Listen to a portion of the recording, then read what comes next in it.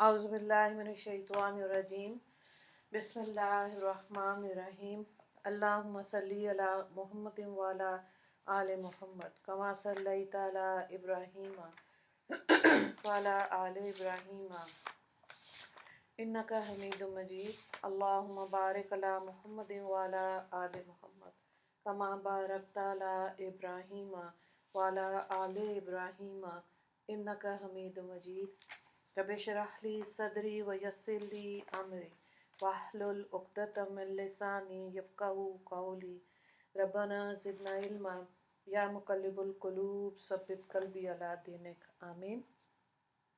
سورہ سجدہ ہم کر رہے ہیں اور اس کا رکوع نمبر 2 آج ہم کریں گے انشاءاللہ۔ پارہ نمبر 21 ہے اور آیت نمبر 12 سے دیکھیں آیت نمبر 12۔ وَلَوْ تَرَىٰ إِذَا الْمُجْرِمُونَ نَاكِسُو رُءُوسِهِمْ عِنْدَ رَبِّهِمْ رَبَّنَا أَبْصَرْنَا وَسَمِعْنَا فَارْجِعْنَا نَعْمَلْ صَالِحًا إِنَّا مُوقِنُونَ۔ اور اگر آپ دیکھیں تو عجب حال دیکھیں جبکہ یہ مجرم لوگ اپنے رب کے سامنے سر جھکائے ہوں گے، ہمارے پروردگار پس اب ہماری آنکھیں اور کان کھل گئے تو ہم کو پھر بھیج دیجئے، ہم نیک کام کیا کریں گے۔ وَلَوْ شِئْنَا لَآتَيْنَا كُلَّ نَفْسٍ هُدَاهَا وَلَكِنْ حَقَّ الْقَوْلُ مِنِّي لَأَمْلَأَنَّ جَهَنَّمَ مِنَ الْجِنَّةِ وَالنَّاسِ أَجْمَعِينَ۔ اور اگر ہم کو منظور ہوتا تو ہم ہر شخص کو اس کا راستہ عطا فرماتے، لیکن میری یہ بات محقق ہو چکی ہے کہ میں جہنم کو جنات اور انسان دونوں سے بھر دوں گا۔ فَذُوقُوا بِمَا نَسِيتُمْ لِقَاءَ يَوْمِكُمْ هَٰذَا إِنَّا نَسِينَاكُمْ وَذُوقُوا عَذَابَ الْخُلْدِ بِمَا كُنْتُمْ تَعْمَلُونَ۔ تو اب اس کا مزہ چکھو، تم اپنے اس دن کے آنے کو بھولے رہے، ہم نے تم کو بھلا دیا، اور اپنے اعمال کی بدولت ابدی عذاب کا مزہ چکھو۔ تو یہاں پر یہی بات آ رہی ہے ان آیات میں کہ اگر دنیا میں غافل بن کے رہو گے تو آخرت میں سزا کو دیکھنا پڑے گا۔ حالانکہ اللہ تعالیٰ نے دنیا میں قرآن بھی اتارا، قرآن پر عمل کرنے والے نبی بھی اتارے، تو انسان انکار نہیں کر سکتا تھا کہ ہم کیسے اپنے آپ کو بہتر کر سکتے تھے۔ دونوں چیزوں کے موجود ہوتے ہوئے قرآن بھی ہے اور سنت بھی ہے، یعنی کہ جو ہمارے نبی نے سنا قرآن میں، جو کہ ہمارا سلیبس ہے، اس کے اوپر نبی کریم صلی اللہ علیہ وآلہ وسلم نے، پھر صحابہ کرام نے اس پہ عمل کر کے دکھایا۔ تو بس دعا یہ مانگنی چاہیے اللہ ہمیں بھی عمل کی توفیق عطا فرمائے۔ اگلی 3 آیات کو دیکھیں، آیت نمبر 15، 16 اور 17۔ انما یؤمن بآیاتنا الذین اذا ذکروا بها خروا سجدا وسبحوا بحمد ربهم وهم لا یستکبرون۔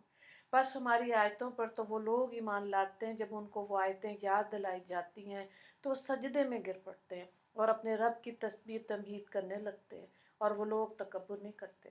تتجافی جنوبهم عن المضاجع يدعون ربهم خوفا وطمعا ومما رزقناهم ينفقون۔ ان کے پہلو خوابگاہوں سے علیحدہ ہوتے ہیں، اس طور پہ کہ وہ لوگ اپنے رب کو امید سے، خوف سے پکارتے ہیں اور ہماری ہی دی ہوئی چیزوں میں سے خرچ کرتے ہیں۔ فَلَا تَعْلَمُ نَفْسٌ مَّا أُخْفِيَ لَهُم مِّن قُرَّةِ أَعْيُنٍ جَزَاءً بِمَا كَانُوا يَعْمَلُونَ۔ تو کسی شخص کو خبر نہیں جو آنکھوں کی ٹھنڈک کا سامان ایسے لوگوں کے لیے خزانہ غیب میں موجود ہے، یہ ان کو ان کے اعمال کا صلہ ملا۔ تو یہاں پہ دیکھیں نیک لوگوں کی صفات کے بارے میں آتا ہے کہ پہلی صفت یہ بیان فرمائی کہ جب ان کو آیات الہیہ سنا کر سمجھایا جاتا ہے تو خوف، خشیت اور خشوع اور خضوع سے سجدے میں گر جاتے ہیں۔ دوسری صفت یہاں یہ بیان کی کہ زبان سے اللہ کی حمد و تسبیح بیان کرتے ہیں، مثلاً سبحان اللہ والحمد للہ، یا سبحان اللہ و بحمدہ سبحان العظیم کہتے ہیں۔ امام بخاری نے آخری حدیث جو بخاری شریف میں روایت کی، اس میں ان الفاظ سبحان اللہ و بحمدہ سبحان العظیم کی بڑی فضیلت بیان کی ہے۔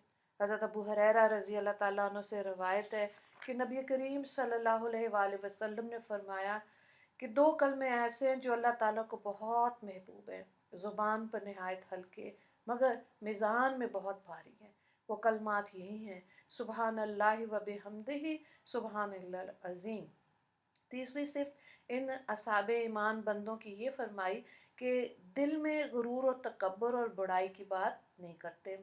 چوتھی صفت یہ بتائی کہ وہ راتوں کو اپنے بستروں اور خوابگاہوں سے اٹھ کر تہجد کی نماز پڑھتے ہیں، اس میں خوف اور امید کے ساتھ اللہ کو پکارتے ہیں۔ اور پانچویں صفت یہ وَمِمَّا رَزَقْنَاهُمْ يَنْفِقُونَ کی فرمائی، یعنی ہمارے دیے ہوئے رزق سے تھوڑا یا بہت جس کو ہم نے جتنا دیا اس میں سے اللہ کی رضا کے لیے خرچ کرتے۔ پھر ہم یہاں دیکھیں تتجافا کی بات آ رہی ہے، بہت خوبصورت بات ہے۔ یہاں آیت میں میٹھی نیند، نرم بستروں کو چھوڑ کر اللہ کے سامنے کھڑے ہونے سے اکثر مفسرین نے نماز تہجد مراد لی ہے، جس کی احادیث صحیحہ میں بڑے فضائل اور برکات اور تاکید وارد ہوئی ہے۔ تو ظاہر ہے اگر تہجد کی نماز لینی ہے تو دوپہر کو کھانے کے بعد اول تو 2 وقت ہی کھانا چاہیے۔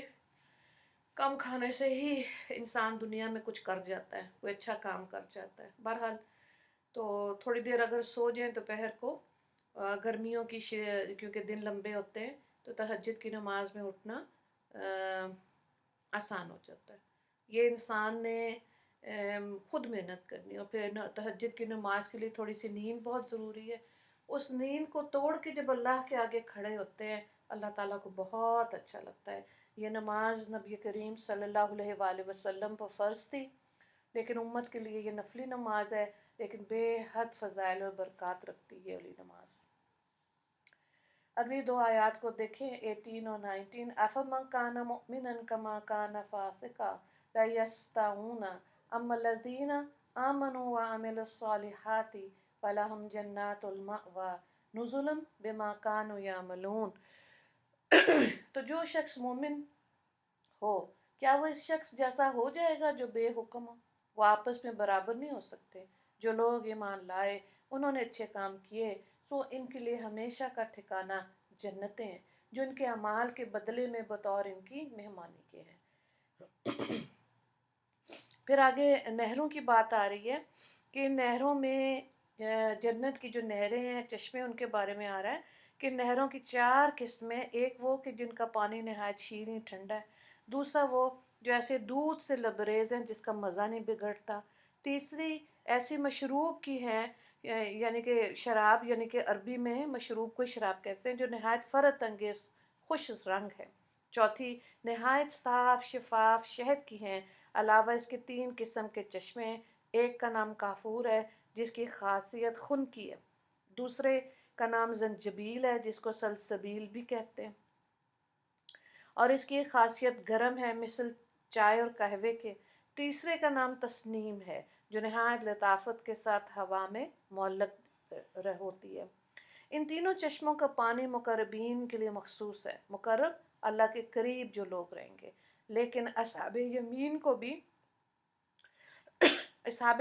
کو بھی جو ان سے نچلے درجے میں ہوں گے، ان کو بھی یہاں سے پانی پینے کے وقت گلاب و کیوڑی کی طرح سے اس میں سے تھوڑا تھوڑا ملا کر دیا جائے گا پینے کے لیے، اور دیدار الہی کے وقت ایک اور چیز عنایت ہوگی جس کا نام شراب طہور ہے، جو ان تمام چیزوں سے افضل اور اعلیٰ ہے، دا بیسٹ ڈرنک آف آخرت۔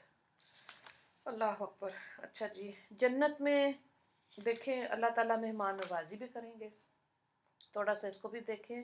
جنت میں نہ سردی ہے، نہ گرمی ہے، نہ سورج کی شعاعیں، نہ تاریکی، بلکہ ایسی حالت ہے جیسے کہ طلوع آفتاب سے کچھ بیشتر ہوتی ہے، مگر روشنی میں 1000 درجہ اس سے برتر ہوگی، جو عرش کے نور کی ہوگی، نہ کہ چاند سورج کی۔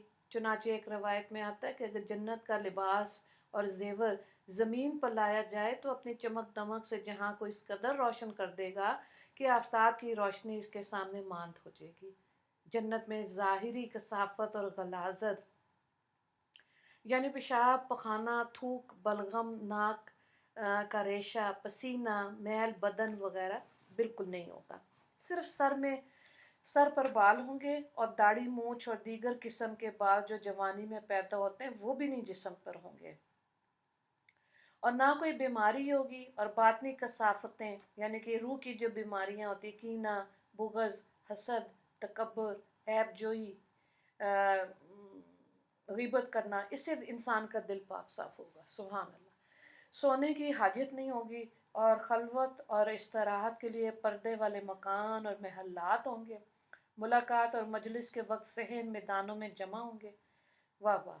इनकी ग़िज़ाओं का फुसला, यानी कि जो इंसान पखाना करता है, वो कैसे ख़त्म, वो कैसे जिस्म से खारिज होगा? खुशबूदार डकार और मुअत्तर पसीनों से दूर हो जाएगा। बस इतना सा होगा और खाना हज़म हो जाएगा। जिस कदर खाएंगे फ़ौरन हज़म हो जाएगा। बदहज़मी और पेट का दर्द, मैदे के मसले कोई भी नहीं। वाह। सैर व तफरीह के वास्ते हवाई सवारियाँ और तख्त होंगे जो 1 घंटे में 1 महीने का रास्ता तय करते होंगे।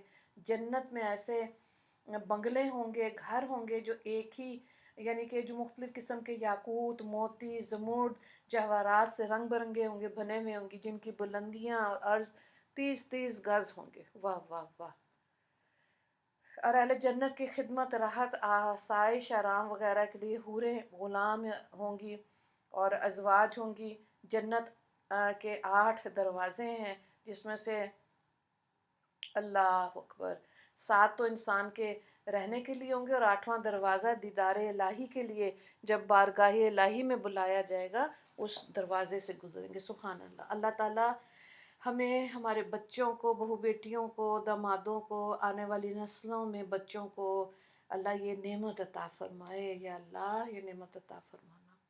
अगली अगली आयत को देखें। वह अम्मल्लज़ीना फ़सक़ू फ़मअवाहुमुन्नार कुल्लमा अरादू अन यख़रुजू मिन्हा उईदू फ़ीहा वक़ीला लहुम ज़ुक़ू अज़ाबन्नारिल्लज़ी कुन्तुम बिही तुकज़्ज़िबून। तर्जुमा।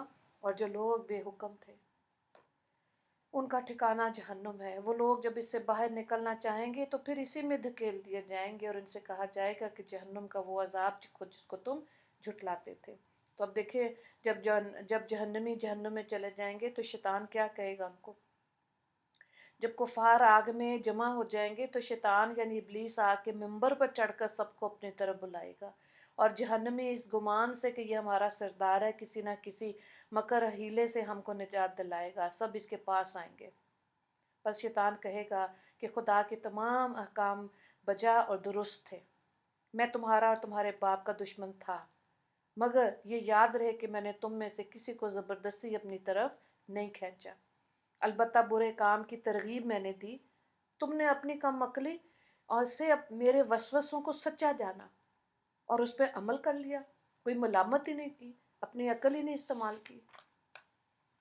दूसरी बात यह है कि जहन्नुम के, जिस तरह जन्नत के मकानात थे, जहन्नुम के मकानात की भी बात आ रही है कि एक मकान है जिसका नाम गई है, जिसकी सख्ती से बाकी जहन्नुमी भी हर रोज़ 400 मरतबा पनाह मांगती है। जो जहन्नुम में एक और मकान है जिसमें बेइंतहा सर्दी है, जिसको जुमहरीर कहते हैं। ये शायद मैंने बोलने में जुमहरीर कहते हैं। और ये सर्दी का अजाब जिन्नात के लिए होगा, जिनों के लिए। एक और मकान है जिसको हुबुल हुज़न कहते हैं, यानी गम का कुआं। एक कुआं है जिसको तयनतुल हबाल यानी राद, पीप के कीचड़ कहते हैं। एक पहाड़ है जिसको सऊद कहते हैं, इसकी बुलंदी 70 साल की मुसाफत के बराबर है जिस पर काफरों को चढ़ाकर जहन्नुम की तह में फेंका जाएगा। एक तालाब है जिसका नाम हमीम है, इसका पानी इतना गर्म है कि लबों तक पहुंचने से ऊपर का होंठ इस कदर सूज जाएगा कि नाक और आंखें तक ढक जाएंगी। ओए होए, अल्लाह ताला हमें बचाए। और नीचे का होंठ सूज कर सीने और नाफ तक गिर जाएगा। याब हमीम जो जहन्नमियों को पीने को मिलेगा, हलक से नीचे उतरते ही फेफड़े, मैदा, आंतड़ियों को फाड़ देगा। एक और तालाब है जिसको गस्साक कहते हैं, इसमें कुफार का पसीना, पीप, लहू बहकर जमा होता है। एक चश्मा है जिसका नाम गिसलीन है, इसमें काफरों का मैल कुचैल जमा होता है। इस किस्म के बहुत से खौफनाक मकान। अल्लाह ताला हमें बचाए। बहरहाल हदीस में तो बहुत सारी तफासील मौजूद हैं कि किस किस्म का गुनाह होगा और किस किस्म की سزائیں ملیں گی۔ نبی کریم صلی اللہ علیہ وآلہ وسلم کو معراج کے موقع پر اس امت کی گنہگار عورتوں کو دکھایا اور آپ صلی اللہ علیہ وآلہ وسلم رو پڑے تھے۔ عورتوں کو سر کے بالوں سے پکڑ کے اوپر جہنم کے اوپر باندھا ہوا تھا۔ تو حضرت جبرائیل علیہ السلام سے جب پوچھا یہ کون ہے تو ان کو فرمایا یہ وہ آپ کی امت کی وہ عورتیں ہیں جو ننگے سر باہر پھرتی تھیں، اور جو مردوں کو مائل کرنے والی عورتیں ان کو جہنم میں ایک غار ہے جن کے ایک ایک مسام کے ساتھ بچھو لگایا جائے گا اور اس غار کا منہ بند کر دیا جائے گا۔ اور یہ کیوں سزا ہوگی کہ یہ مردوں کو مائل کرنے والی اپنی اداؤں سے اپنے جسم سے اپنے مائل کرتی تھیں، اور یہ اللہ کو بالکل نہیں پسند۔ تو اللہ تعالیٰ کہیں گے غار کا منہ بند کر دو، میں ان عورتوں کی شکلیں بھی نہیں دیکھنا چاہتا۔ تو اور ایسی عورتیں جو باریک لباس پہنتی تھیں جس میں سے ان کا جسم نظر آئے، اللہ تعالیٰ ان کو جہنم میں لوہے کے ناخن دے گا، وہ اپنے لوہے کے ناخن سے ہی اپنے جسم کا گوشت نوچ لیں گی، پھر اللہ تعالیٰ ان کھالوں کو موٹا کر دے گا، پھر وہ کریں گے، اور یہ عذاب ان کو ہوگا جب تک کہ ان کی جتنی دیر دنیا میں غفلت کی زندگی گزاری ہوگی، اتنا عذاب کاٹنے کے بعد جہنم اس امت کے مرد عورتوں کو جہنم ایک نہر سے غسل دیا جائے گا جس سے ان کو جہنم سے آخر کار نکال لیا جائے گا۔ لیکن جب غسل دیا جائے گا تو ان کے چہروں پر جسم پر جو جلنے کے داغ تھے وہ رہیں گے۔ اب ان کو جنت میں داخل کیا جائے گا اور جنتیوں کو پتہ چل جائے گا جو داغ ان کے جسموں پر ہوں گے یہ جہنم سے ہو کر آنے والے جنتی ہیں۔ اب وہ گنہگار تھے جنہوں نے دنیا میں گناہ کیے، اور وہ نشان ان سے کبھی بھی نہیں اتریں گے، وہ جنت تو مل جائے گی لیکن ایسا ہی ہوتا۔ آج دیکھیں آپ عورتوں کو ایک چہرے پہ پمپل نکل آئے، کوئی نشان پڑ جائے، کتنے اس کے ہوتا ہے کہ یہ چیز ٹھیک ہو جائے، ہے نا؟ تو اللہ تعالیٰ ہمارے ذہنوں کو کھولے، ہمیں اس امت کی عورتوں کو جگائے اور من مرضی زندگی کی بجائے اللہ والی زندگی گزارنے کی توفیق عطا فرمائے۔ پھر جہنمیوں کے اور عذاب میں آتا ہے کہ دوزخیوں کے جکڑنے کی زنجیریں جو آسمان اور زمین کے درمیانی فاصلے سے بھی لمبی ہوں گی، یہ زنجیریں ان کے جسم میں پروئی جائیں گی، پخانے کے راستے ڈالی جائیں گی، پھر اسے آگ میں اس طرح بھونا جائے گا جیسے سیخ میں کباب اور تیل میں ٹڈی بھونی جاتی۔ ابن کثیر نے اس کو روایت کیا۔ جہنمیوں کو مارنے کے لیے لوہے کے گرز ہوں گے، وہ لوگ جب بھی جہنم کی گھٹن سے نکلنا چاہیں گے لوہے کے گرزوں سے مار کر واپس کر دیا جائے گا۔ اس سخت سخت حکم ہے، ہوئے ہوئے اللہ تعالیٰ رحم کرے، اللہ تعالیٰ ہمیں بچائے۔ 8 سوالات ہیں اس رکوع سے۔ پہلا سوال ہے نیک لوگوں کی صفات تحریر کریں۔ دوسرا سوال ہے تتجافا سے کیا مراد ہے۔ تیسرا سوال ہے جنت کی نہروں اور چشموں کی وضاحت کریں۔ چوتھا سوال ہے جنت میں کیسے مہمان نوازی ہوگی۔ پانچواں سوال ہے جہنم میں شیطان کیا خطاب کرے گا، آیت نمبر 20۔ پھر ہے سوال جہنم کے مکانات کی وضاحت کریں، سیم آیت۔ نمبر 7 جہنم کی 2 سزائیں تحریر کریں، آیت نمبر 20۔ اور نمبر 8 ہے قرآن کی نشانیوں کی وضاحت کریں، آیت نمبر 22۔ اچھا اس میں ہاں یہ ایک آیت 2 آیات رہ گئی ہیں، اس کو دیکھیں۔ وَلَنُذِيقَنَّهُم مِّنَ الْعَذَابِ الْأَدْنَىٰ دُونَ الْعَذَابِ الْأَكْبَرِ لَعَلَّهُمْ يَرْجِعُونَ وَمَنْ أَظْلَمُ مِمَّنْ ذُكِّرَ بِآيَاتِ رَبِّهِ ثُمَّ أَعْرَضَ عَنْهَا إِنَّا مِنَ الْمُجْرِمِينَ مُنْتَقِمُونَ۔ اور ہم ان کو قریب کا یعنی دنیا میں آنے والا عذاب بھی اس بڑے عذاب سے پہلے چکھا دیں گے تاکہ یہ لوگ باز آ جائیں۔ اور اس شخص سے زیادہ کون ظالم ہوگا جس کو اس کے رب کی آیتیں یاد دلائی جائیں پھر وہ ان سے اعراض کرے، ہم ایسے مجرموں سے بدلہ لیں گے۔ تو یہاں پہ ہے دیکھیں نشانیاں جو ہیں قرآن کریم کے مختلف مقامات پر غور کرنے سے معلوم ہوتا ہے 6 قسم کی نشانیاں اللہ نے بھیجی ہیں۔ نمبر 1 وہ نشانیاں جو زمین سے لے کے آسمان تک ہر چیز اور کائنات کے مجموعی نظام میں پائی جاتی ہیں۔ نمبر 2 وہ نشانیاں جو انسان کی اپنی پیدائش اور اس کی ساخت اور اس کے وجود میں پائی جاتی ہیں۔ تیسری وہ نشانیاں جو انسان کی فطرت، شعور اور وجدان میں پائی جاتی ہیں۔ نمبر 4 وہ نشانیاں جو انسانی تاریخ کے مسلسل تجربات میں پائی جاتی ہیں۔ نمبر 5 وہ نشانیاں جو انسان پر آفت اراضی اور سماوی کے نزول میں پائی جاتی ہیں، اور ان سب کے بعد نمبر 6 وہ آیات ہیں جو اللہ تعالیٰ نے اپنے رسول کے ذریعے سے بھیجیں تاکہ انسان کو معقول طریقے سے ان حقائق سے آگاہ کیا جائے جن امور کی طرف یہ تمام مذکورہ نشانیاں دلالت کرتی ہیں۔ تو یہ ساری نشانیاں یعنی رب کی آیات انسان کو یہ بتا رہی ہیں، نمبر 1 کہ تیرا خدا صرف ایک ہی خدا واحد لا شریک ہے، جس کی اطاعت اور عبادت کے سوا انسان کے لیے کوئی دوسرا صحیح راستہ نہیں ہے۔ دوسرا کہ اے انسان تو اس دنیا میں آزاد اور خود مختار اور غیر ذمہ دار بنا کر نہیں چھوڑا گیا۔ تو اللہ تعالیٰ ہمیں سمجھ عطا فرمائے۔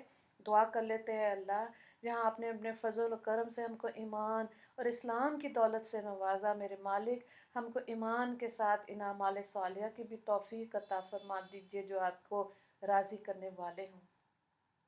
اے اللہ ہمیں ان اعمال کی توفیق عطا فرما دیجیے جو آخرت میں ہماری کامرانی اور کامیابی کا باعث بنے، اور اے اللہ ہمیں جہنم کے عذاب سے دور رکھنا، اور ہمیں آخرت کا وہ خوف عطا فرما دیجیے جو ہم سے آپ کی کوئی چھوٹی بڑی نافرمانی سرزد نہ ہو۔ میرے مالک آج اس دنیا میں آپ کے عذاب اور قہر سے بچنے کے لیے ہمیں رونا نصیب ہو جائے، اور ہمارے اس رونے کو آپ قبول فرما لیں تاکہ ہمیں آخرت میں رونا نصیب نہ ہو۔ ربنا ربنا آتنا فی الدنیا حسنۃ وفی الآخرۃ حسنۃ وقنا عذاب النار وقنا عذاب الحشر وقنا عذاب القبر وقنا عذاب المیزان وقنا عذاب الیوم القیامہ آمین یا رب العالمین۔ وآخر دعوانا ان الحمد للہ رب العالمین۔ اللہم اغفر لی مسلمین والمسلمات والمؤمنین والمؤمنات۔ السلام علیکم ورحمۃ اللہ وبرکاتہ۔